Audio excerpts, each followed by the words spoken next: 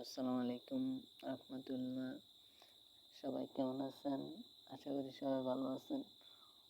আসলে দীর্ঘদিন একটাই কথা নিয়ে সোশ্যাল মিডিয়া অনেক ব্যাপক আলোচনা হইতেছে, তাই ভাবলাম আমি একটু কথা বলি।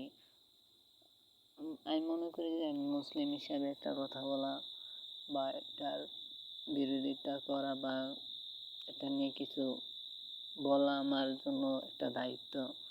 সকল মুসলিমের হিসাবে এটা একটা দায়িত্ব যে আবু তাওয়ানের যে ঘটনাটা যে সবাইকে লেখলো, পোস্ট করছে ফেসবুকে, সবাই দেখছি আমরা।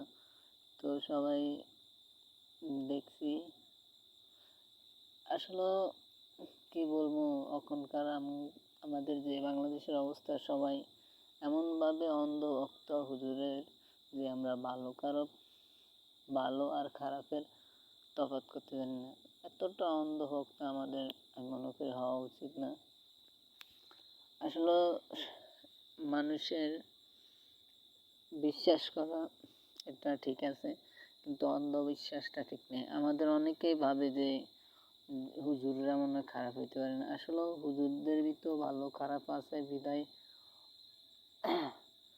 এই আমাদের ইসলামের এত ক্ষতি হইতেছে আর কি। আমাদের ভালো খারাপ দুজনকেই চিনতে হবে, ভালোকেও চিনতে হবে, খারাপকেও চিনতে হবে।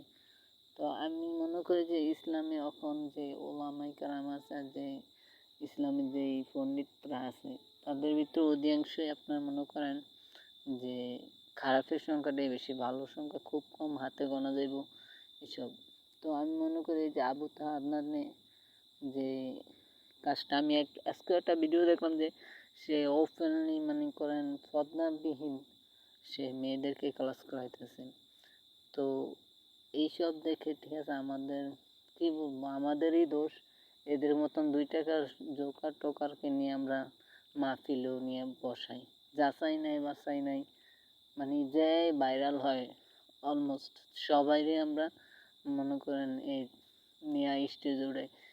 এই স্টেজে থাকার কথা একজন সত্যবাদী, একটা ভালো আলেম, যার দ্বারা দিনের উপকার হইব, কিন্তু এদের দ্বারা আমি দেখছি বেশিরভাগই আপনার দিনের ক্ষতি হইতেছে, উপকার তো বলবো না।